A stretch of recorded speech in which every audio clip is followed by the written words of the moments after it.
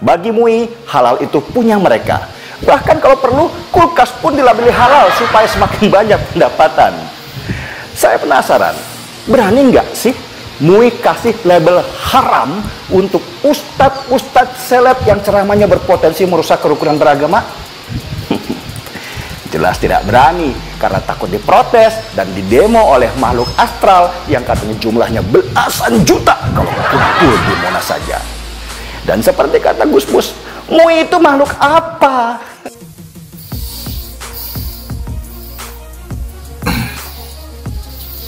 Nonton sepak bola lebih hebat dari pemain sepak bola yang berjuang mati-matian di lapangan untuk menggolkan bola ke gawang lawan. Emang gampang kalau cuma penonton bola bisanya teriak-teriak cari kesalahan. Terlalu sembrono orang itu menilai hanya dari satu sisi. Mungkin orang itu belum lahir manakala MUI berdiri di bumi merah putih ini.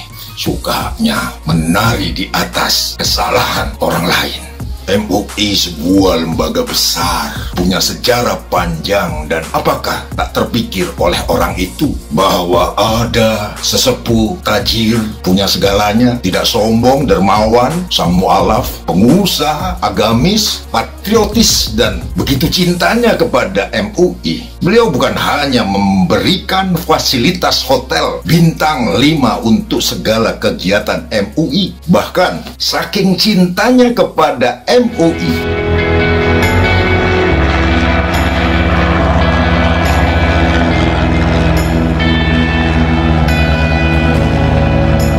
dan beliau pun rela menyumbangkan pesawat pribadinya untuk MUI supaya MUI tetap subur, supaya kebaikan terus menjamur.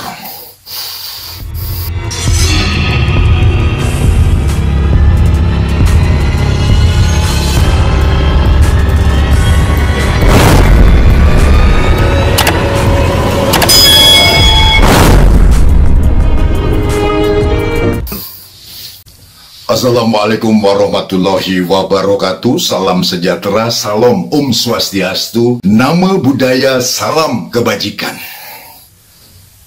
Apakah MUI Kalimantan Timur punya uang banyak sehingga untuk penyelenggaraan musda ke-10 saja di Hotel Bumi Senyur berlabel bintang 5? Tidak demikian ceritanya. Tentu ada sejarah sejak MUI Kaltim yang dibangun sejak lama.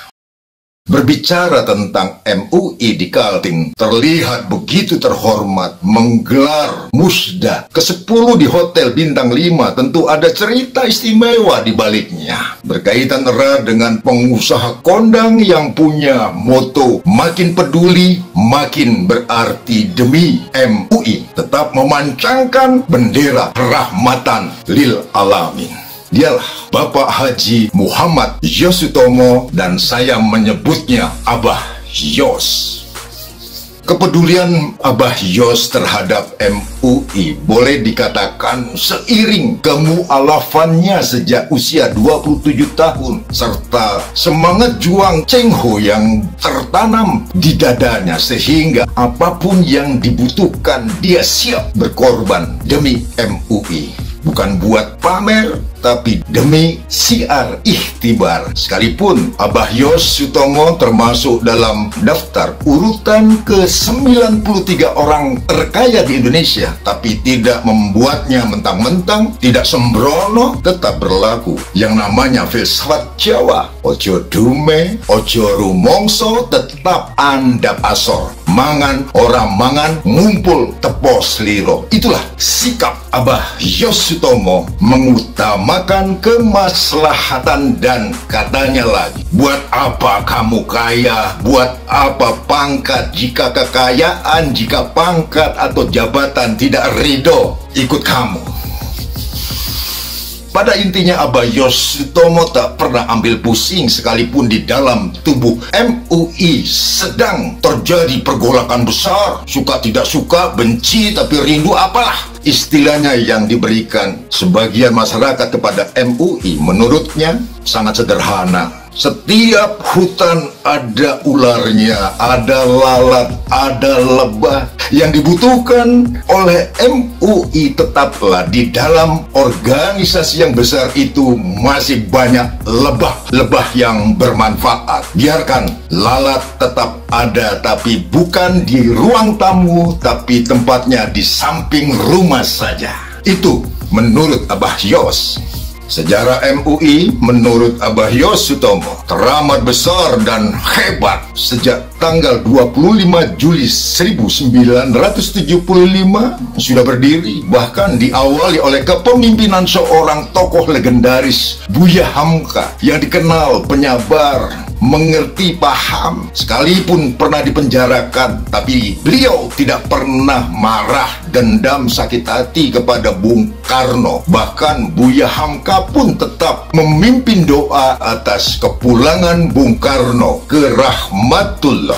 Buya Hamka menjadi suri tauladan bagi Abah Yos Sutomo.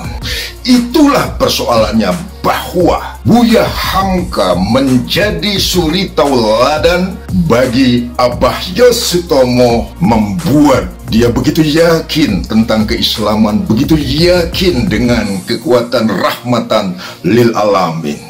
Kepedulian atau kecintaan Abah Yos Sutomo terhadap MUI bukan hanya memberikan fasilitas istimewa hotel bintang 5 miliknya, direlakan untuk segala kegiatan MUI termasuk pengajian, juga memberikan kesempatan para ulama yang menginap di hotelnya. Tapi ada peristiwa lain yang lebih luar biasa pada tahun 1980. Abah Yos Sutomo dengan ikhlas lahir batin menyerahkan pesawat pribadinya, dihadiahkan untuk MUI sebagai sarana transportasi demi kemudahan apabila para ulama dari MUI atau ulama manapun ketika mau berceramah ke pelosok wilayah, yang menurut Abah Yos Sutomo hidayah bukan saja jadi mu'alaf, tapi memberikan kemudahan dalam memperjuangkan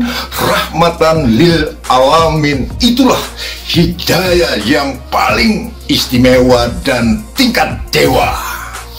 Ingat, jadilah bangsa jangan hanya bisa mencari kesalahan, turutlah meluruskan. Belajarlah jadi AC untuk mendinginkan suasana atau menjadi heater jika kedinginan. Kita tidak ingin dicap sebagai bangsa pemakan bangkai saudara sebangsa.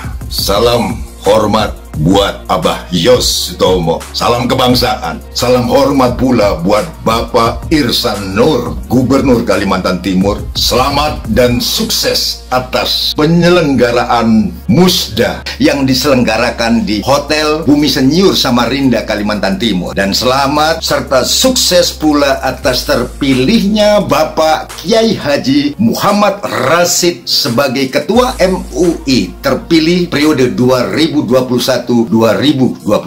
Juga salam sukses, sehat, serta tabik hormat kepada Bapak Dr. Andes Kiai Haji Hamri Has yang telah dikukuhkan sebagai Ketua Dewan Pertimbangan MUI Kalimantan Timur, yang didampingi pula oleh Abah Yos Sutomo dan para pini sepuh lainnya.